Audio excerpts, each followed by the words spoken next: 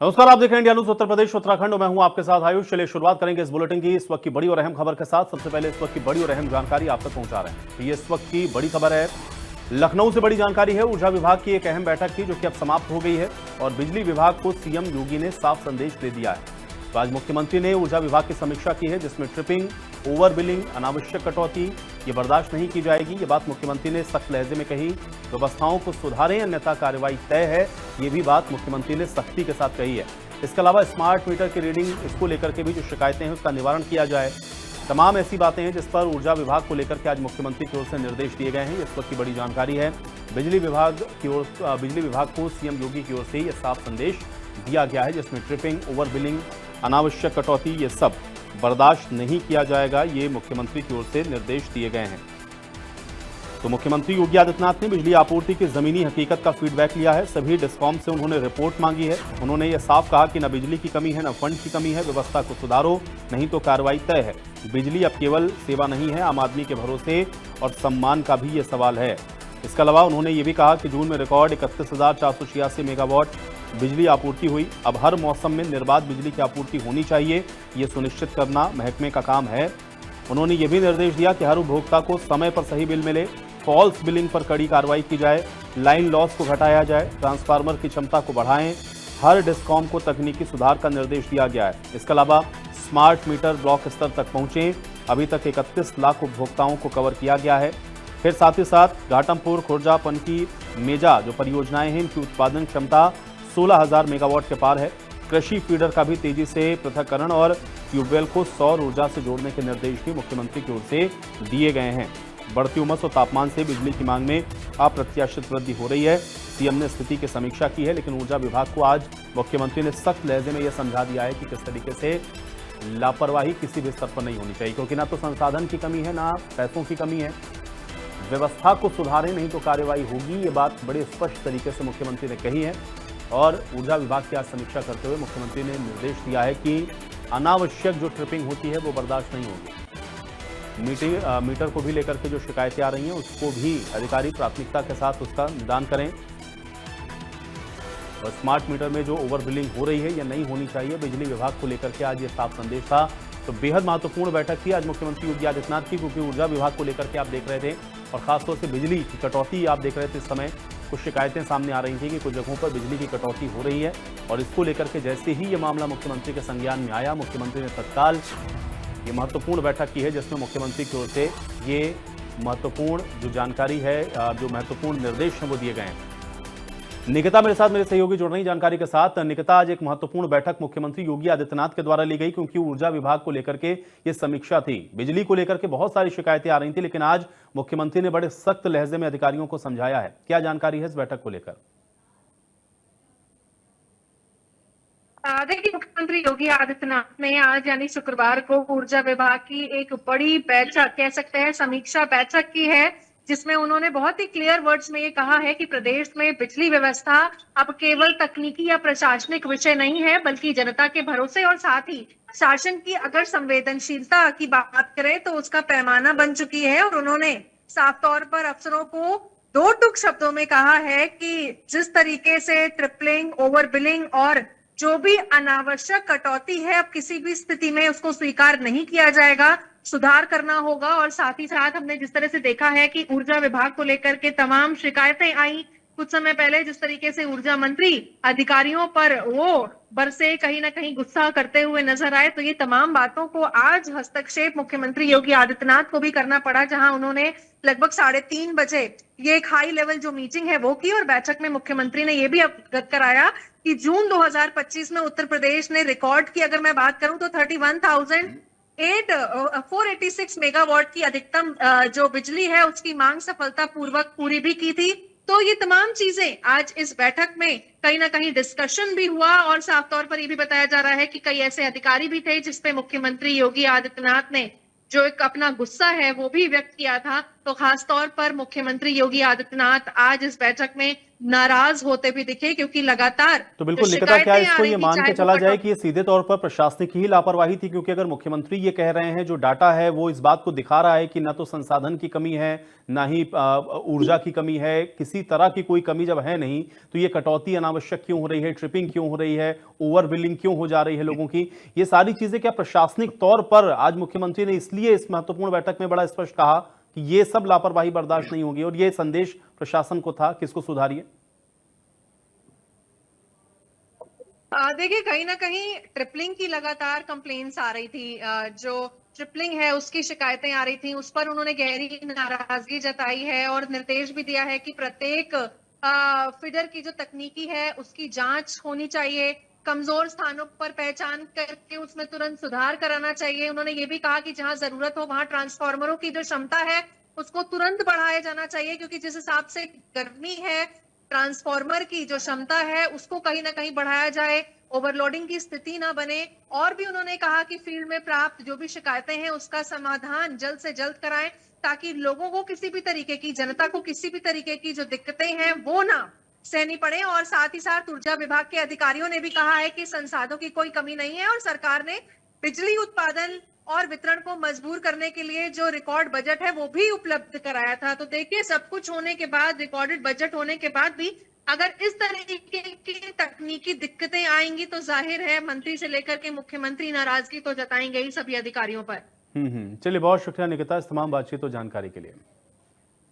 अगली खबर का रुख करते हैं। अखिलेश के मस्जिद में बैठक पर विवाद गहरा गया है। मौलाना शहाबुद्दीन ने स्पीकर ओम बिरला को एक लेटर लिखा है, जिसमें सपा सांसद मोहिबुल्ला नदवी को पद से हटाने की मांग की है। मस्जिद इबादत की जगह है, कोई राजनीति की नहीं। मस्जिद के अंदर महिलाओं का भी प्रवेश वर्जित है, ये बात शहाबुद्दीन ने कही है। तो अखिलेश के मस्जिद में बैठक पर विवाद अब गहराता जा रहा है। और लोकसभा में जो बैठक हुई, मौलाना शहाबुद्दीन ने स्पीकर ओम बिरला को इसको लेकर के पत्र लिखा, और स्पीकर ओम बिरला को पत्र में ये कहा गया कि सपा सांसद मोहिबुल्ला नदवी को पद से हटा दिया जाए, और मस्जिद इबादत की जगह है, कोई राजनीतिक जगह नहीं होती, और इसलिए इस तरह से वहां पर मीटिंग करना या मुलाकात करना ये सही नहीं है। मस्जिद के अंदर महिलाओं का प्रवेश विवर्जित है। शहाबुद्दीन की ओर से बात कही गई है। ये बड़ी जानकारी है। अखिलेश के मस्जिद में बैठक पर जो विवाद है वो आप देख रहे हैं कि लगातार गहराता जा रहा है। ये विवाद और बढ़ गया है। मौलाना शहाबुद्दीन ने स्पीकर ओम बिरला को एक पत्र लिखा है, जिसमें उन्होंने ये कहा है। और बरेली का रुख कर लेते हैं। आलोक मेरे साथ, मेरे सहयोगी जुड़ रहे हैं। आलोक, अखिलेश यादव का जो विवाद है मस्जिद में बैठक का, वो अब गहराता जा रहा है। शहाबुद्दीन मौलाना ये भी कह रहे हैं कि ये गलत है, मस्जिद इबादत की जगह होती है, यहाँ पर इस तरह से कोई राजनीतिक मीटिंग नहीं होनी चाहिए, महिलाओं का भी प्रवेश मस्जिद में बैन होता है। क्या जानकारी है, इस बयान को कैसे देखें? जी बिल्कुल, जो कि सबसे वहां पर अखिलेश यादव और धर्मेंद्र यादव के साथ डिम्पल यादव मस्जिद पहुंची है, तब से लगातार विवाद बढ़ रहे हैं। मौलाना शहाबुद्दीन का कहना है कि वहां पर मस्जिद है जो इबादत की जगह है, वहां पर राजनीति नहीं होनी चाहिए थी। ये आज बहुत मुकर होकर ये भी कहा है कि मैं जो मस्जिद और महिलाओं का प्रवेश बिल्कुल वर्जित होता है, जबकि वहां पर महिलाएं उपलब्ध थी। सबसे बड़ी बात उन्होंने कहा है कि मस्जिद में जहां पर जाते हैं वजू करके साफ, हम लोग मस्जिद के अंदर दाखिल होते हैं और वहां नमाज अदा करते हैं, लेकिन कुछ लोग ऐसे हैं जिन्होंने लोग पैंट पहनते हैं और खड़े होकर टॉयलेट करते हैं, और उसके बाद उसकी सीट कर वो लोग मस्जिद में दाखिल हुए, जिससे कि मस्जिद वो पाक नहीं थे और मस्जिद में जाके उन्होंने पूरी मस्जिद को नापाक कर दिया। और साथ ही साथ उन्होंने मुख्यमंत्री दिल्ली और ओम बिरला लोकसभा अध्यक्ष को पत्र भी लिखा है। उन्होंने साफ कहा है कि जो मस्जिद है वो लोकसभा के अंडर में चलती है, और सबसे बड़ी बात यह है जो वहां का जो खर्चा है, जो इमाम की जो सैलरी निकलती है बकौर से, वो दिल्ली वहां से निकलती है। तो इनको वहां से उन्होंने राजनीतिकरण किया है वहां मस्जिद का, इसको बिल्कुल बर्दाश्त नहीं किया जाएगा, और इनको हटाकर वहां पर कोई दूसरे आदमी को तैनात करने के लिए कहा। चलिए, बहुत शुक्रिया आलोक के तमाम बातचीत और जानकारी के लिए। अगली खबर का रुख करते हैं। धर्मांतरण के मामले में छांगुर गैंग पर ईडी का शिकंजा कस गया है। कोर्ट ने 28 जुलाई को छांगुर को जेल से तलब किया है। ईडी को 40 करोड़ रुपए के लेन देन का ब्यौरा मिला है। विदेशी कंपनियों से लेन देन पर ईडी अब सवाल करने वाली है। इसके अलावा इस जांच में हवाला नेटवर्क से जुड़े हुए कुछ अहम सबूत भी मिले। एक बड़ी खबर आप तक पहुंचा रहे हैं। छांगुर गैंग की मुश्किलें लगातार बढ़ती हुई नजर आ रही हैं। धर्मांतरण के मामले में छांगुर गैंग पर अब ईडी का शिकंजा और कसा है।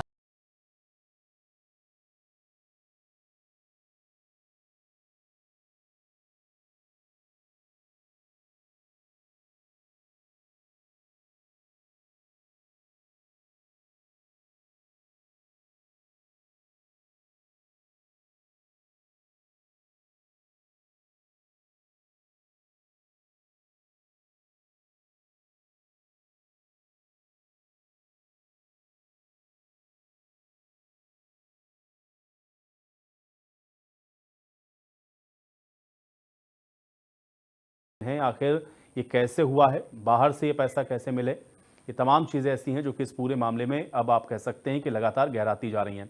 वर्षा शाही मेरे साथ मेरी सहयोगी जुड़ रही हैं जानकारी के साथ। वर्षा, छांगुर गैंग पर लगातार शिकंजा कसता जा रहा है। 40 करोड़ का पूरा लेन देन, पूरी मनी ट्रेल ट्रेस आउट की गई है। इस पर उसको कोर्ट ने भी तलब कर लिया है। क्या जानकारी है इस पूरे मामले में? लेकिन छांगुर मामले में जहां एक तरफ पहले यूपी पुलिस पूरी तरीके से पूछताछ कर रही थी, लेकिन ईडी का शिकंजा अब कसते जा रहा है। ईडी भी अपनी तरीके से पूरी पूछताछ करेगी। 28 जुलाई को ये बताया जा रहा है कि ईडी जेल में तलब करेगी छांगुर को और उसके बाद रिमांड पर लेकर 10 दिन की रिमांड में पूछताछ होगी और पता चलेगा कि आखिर किस तरीके से जो ये पैसे का हेरफेर बताया जा रहा है, पहले 100 करोड़ का आंकड़ा या फिर 40 करोड़ सगी संबंधियों के पास, और लगातार जो पैसे की हेरफेर की बात बताई जा रही है कि धर्मांतरण में यूज किया जाता था, उसके साथ साथ अवैध तरीके से संपत्तियों को कब्जा करके उसका इस्तेमाल किया जाता था। ये सब पैसे आ कहाँ रहे थे और क्या छांगुर ही केवल ऐसा शख्स है जो ये पूरी मास्टरमाइंड है या इसके पीछे कोई और भी मास्टरमाइंड बना हुआ है? तो ईडी भी अपनी तरीके से पूछताछ करेगी। ईडी जानेगी कि आखिर किस तरीके से छांगुर का ये जो साम्राज्य था 15 साल का वो चल रहा था और इस साम्राज्य में किस तरीके से छांगुर जो पूरे काम को अंजाम देता था, उसका गैंग कितना बड़ा था, क्योंकि 15 साल के पूरे साम्राज्य में जाहिर सी बात है कि गैंग बहुत बड़ा था, जिसकी वजह से ये चीजें चल रही थी। पूरे उत्तर प्रदेश में कहीं ना कहीं छांगुर का नेटवर्क एक्टिव था और अभी कितने लोग और हैं जो इस नेटवर्क को चला रहे, सभी मामलों पर ईडी पूछताछ करेगी छांगुर से। बहुत शुक्रिया वर्षा इस तमाम जानकारी के लिए। अगली खबर का रुख करते हैं। आगरा धर्मांतरण के मामले में बड़ा अपडेट आप तक पहुंचा देते हैं। देहरादून की एक और लड़की बरामद की गई है और आगरा पुलिस ने लड़की को बरामद कर लिया है। लड़की ने रहमान नायशा को लेकर कई बड़े खुलासे किए। लग्जरी लाइफ का लड़की को लालच दिया गया और इसी में ये बड़ा खुलासा हुआ है। तो देहरादून से आपको बता दें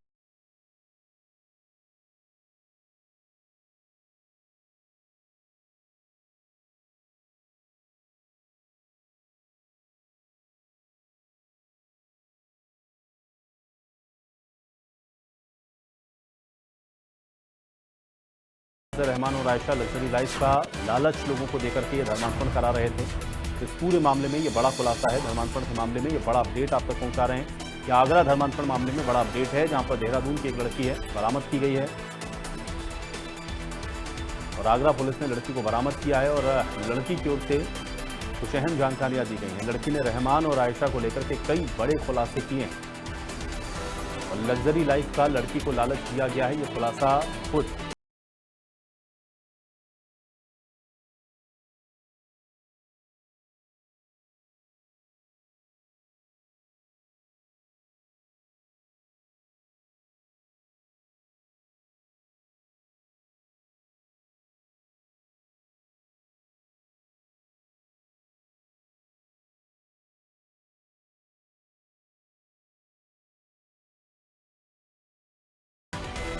बड़ी खबर है, इस वक्त की बड़ी और अहम जानकारी। आगरा धर्मांतरण मामले में ये इस वक्त की बड़ी खबर आप तक पहुंचा रहे हैं। ये बड़ा अपडेट है। देहरादून की एक और लड़की है जिसको बरामद किया गया है और आगरा पुलिस ने लड़की को बरामद किया है। ये इस वक्त की बड़ी और अहम जानकारी, बड़ी खबर। लड़की ने रहमान और आयशा को लेकर के कई बड़े खुलासे भी किए हैं। लग्जरी लाइफ का लड़की को लालच दिया गया था, ये खुलासा लड़की ने किया है और रहमान और आयशा इन दोनों की ओर से ही उसको ये लग्जरी लाइफ का लालच दिया जा रहा था। ये बड़ा अपडेट है आगरा धर्मांतरण मामले में। ये इस वक्त की बड़ी और अहम जानकारी। देहरादून से एक और लड़की बरामद की गई है, ये इस वक्त की बड़ी खबर है और आगरा पुलिस ने लड़की को बरामद किया है। देहरादून से आपको बता दें लड़की बरामद हुई है, लेकिन उसने रहमान और आयशा के बारे में कई बड़े खुलासे किए हैं। लड़की का ये कहना है कि उसको लग्जरी लाइफ का लालच दिया जा रहा था। इसके अलावा भी और कई बातें हैं जो कि लड़की की ओर से बताई गई हैं। ये बड़ी खबर आप तक पहुंचा रहे हैं आगरा धर्मांतरण मामले में। ये मयंक मेरे साथ जुड़ रहे हैं ज़्यादा जानकारी के साथ। मयंक, आगरा धर्मांतरण के मामले में ये बड़ा खुलासा हुआ है, एक लड़की देहरादून से बरामद की गई है और वो भी रहमान और आयशा के बारे में बड़े खुलासे कर रही है कि कैसे उसको लग्जरी लाइफ का जो लालच है वो दिया जा रहा था। क्या कुछ कहा है इस लड़की ने, क्या जानकारी है? देखिए, हमें धर्मांतरण सिंडिकेट को समझने की आवश्यकता और ऐसे में कहीं न कहीं मरियम की बरामदी होने के बाद तमाम बड़े खुलासे यानी कि अहम जानकारी आगरा पुलिस को मिली और आगरा पुलिस के मुताबिक मरियम का जो कहना है वो कहीं न कहीं पूरे देश भर को चौंकाने देने वाली चीजें सामने आ रही हैं। ऐसे में अगर मरियम की बात की जाए तो मरियम जो है देहरादून की और रहने वाली है, और ऐसे में फेसबुक के माध्यम से अबू तालिब के कांटेक्ट में आई। अबू तालिब ने उसको ब्रेन वॉश किया और शादी का जायजा देकर उसे अपने परिवार से मिलाया।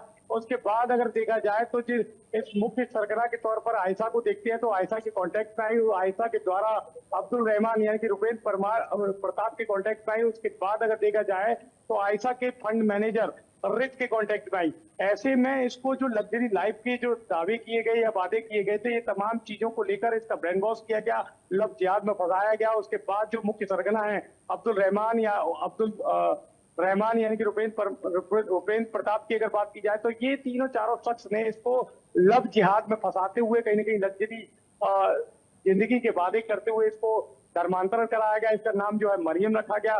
फिर इसमें एक और चीज आई आयशा को लेकर के। आयशा का जो काम करने का तरीका ये था कि जो भी इसमें सक्रिय सदस्य था जो उससे बात करता था उसको मोबाइल तोड़ने की भी इससे कवायद कराई जाती थी। तमाम चीजें इससे सामने आई।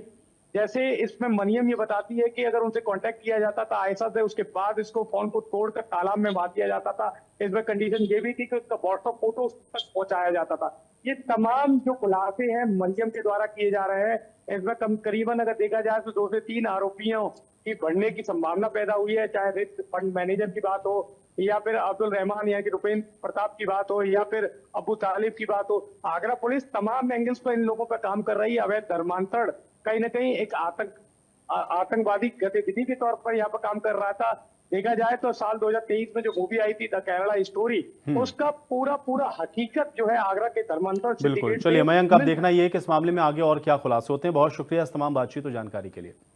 अगली खबर है मेरठ से, जहां पर इंडिया न्यूज की खबर का बड़ा असर हुआ है और धर्मांतरण की एफआईआर होने के बाद पुलिस एक्शन में आई और लापता आशा नेगी की जांच करने मेरठ पुलिस नोएडा पहुंची है। सीओ अभिषेक तिवारी के साथ स्वात की टीम नोएडा पहुंची और नोएडा में आपको बता दें कि धर्मांतरण का ये आरोपी है बदर अली, जो कि रह रहा था। ये बड़ी खबर है, इंडिया न्यूज की खबर का असर हुआ है। धर्मांतरण की एफआईआर होने के बाद पुलिस एक्शन मोड में आई। ये बड़ी जानकारी आप तक पहुंचा रहे हैं और लापता आशा नेगी की जांच करने के लिए मेरठ पुलिस अब नोएडा पहुंची है। तो आशा नेगी की जांच के लिए नोएडा तक पहुंची है मेरठ पुलिस। सीओ अभिषेक तिवारी के साथ स्वात की जो टीम है वो भी मौजूद रही। अब धर्मांतरण का जो आरोपी बदर अली है ये नोएडा में रह रहा है, इसकी जानकारी मिली और इसी आधार पर आपको बता दें कि अब मेरठ पुलिस पहुंची है नोएडा। ये बड़ी खबर आप तक पहुंचा रहे हैं, इंडिया न्यूज़ की खबर का ये बड़ा असर हुआ है। तो धर्मांतरण की एफआईआर होने के बाद अब पुलिस एक्शन मोड में दिख रही है और लापता आशा नेगी की जांच करने के लिए मेरठ पुलिस नोएडा पहुंची है। ये इस वक्त की बड़ी खबर। और सीओ अभिषेक तिवारी के साथ स्वात की टीम नोएडा पहुंची है। पंकज हमारे साथ जुड़ गए जानकारी के साथ। पंकज, जिस पूरे मामले में अब मेरठ पुलिस नोएडा पहुंची हुई है आशा नेगी का पता लगाने के लिए, क्या जानकारी है?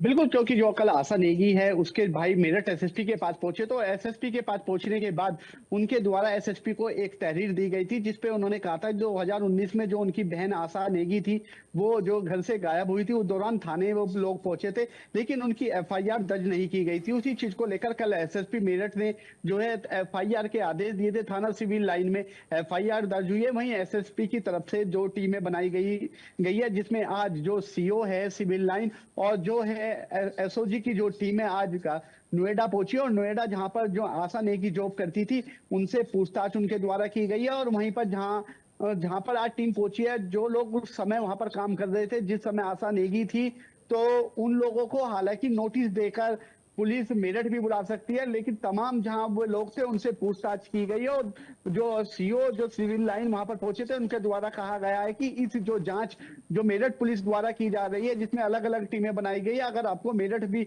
बुलाया जाए तो आपको इस जांच में सहयोग देना होगा। जी चलिए, बहुत शुक्रिया इस तमाम बातचीत और जानकारी के लिए पंकज।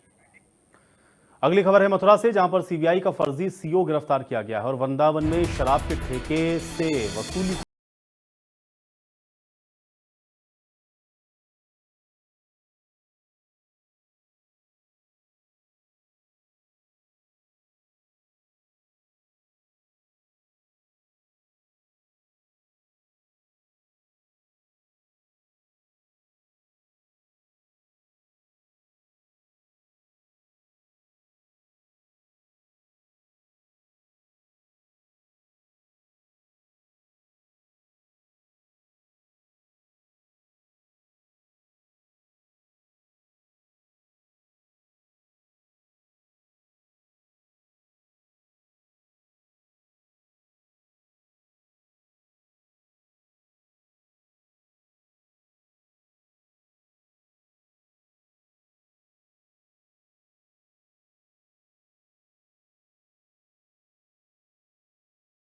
सीबीआई का ये फर्जी सीओ गिरफ्तार किया गया है जो कि लोगों से उगाही कर रहा था शराब ठेके से, ई रिक्शा चालकों से। क्या जानकारी है? देखिए, बिल्कुल मथुरा के वृंदावन थाना क्षेत्र में ये पूरी कार्रवाई हुई है। यहाँ एक सिद्धार्थ चक्रवर्ती नाम का जो बंगाल के हुगली का रहने वाला है, ये सीबीआई का सीईओ बनकर यहाँ घूम रहा था काफी दिनों से, और ई रिक्शा और जो शराब की दुकान है उनसे वसूली करता था। उन्हें डरा धमका कर वसूली का जो कारोबार है वो यहाँ इसका चल रहा था। इसकी सूचना वृंदावन कोतवाली पुलिस को लगी और वृंदावन कोतवाली पुलिस को इसकी सूचना लगने के बाद इसका आरोपी को हिरासत में लिया। हिरासत में पूछताछ की गई इससे, और पूछताछ में इसके पास से एक फर्जी पहचान पत्र सीबीआई सीईओ का वो बरामद किया गया। उसे वर्दी बरामद हुई, उसे जूते बरामद किए। इस पूरे प्रकरण में आगे की जो पूछताछ है वो इससे की जा रही है कि कहाँ कहाँ ये रहा, किस तरीके से लोगों को डरा धमकाकर कहाँ कहाँ से कितना पैसा इसने वसूल किया है। पूरा प्रकरण जो है पुलिस के जो उच्च अधिकारी उनके संज्ञान में पहुंच गया। पुलिस लगातार इससे पूछताछ कर रही है। पूछताछ के बाद इसके खिलाफ प्राथमिकी दर्ज करने के बाद आगे की विधिक कार्रवाई की जाएगी। हालांकि फिलहाल पुलिस ने इसने गिरफ्तार कर लिया और इसके कब्जे से जो फर्जी पहचान है और वर्दी जो खाकी की वर्दी थी वो इससे बरामद की है। तो लगातार जिस तरीके से ये दूसरी कार्रवाई है मथुरा के अंदर, इससे पहले एक दरोगा को गिरफ्तार किया गया था वहां वृंदावन में, तो धर्म नगरी में आकर के इस तरीके से भेष बदल कर ये लोग ठगी और वसूली का कार्य जो विगत दिनों से चल रहा था, इस पर आज बड़ी कार्रवाई वृंदावन कोतवाली पुलिस के द्वारा की गई है। और जिस तरीके से लगातार पुलिस पूछताछ कर रही है, आगे के जो अन्य जो मामले जहां जहां इसने वसूली किए होंगे वो भी इसमें शामिल किए जाएंगे और मुकदमा दर्ज कर इसको सलाखों के पीछे भेजने का काम किया जाएगा। जी चलिए वीर, बहुत शुक्रिया तमाम बातचीत और जानकारी के लिए। और चलिए इसी के साथ इस बुलेटिन में मेरे साथ फिलहाल इतना ही।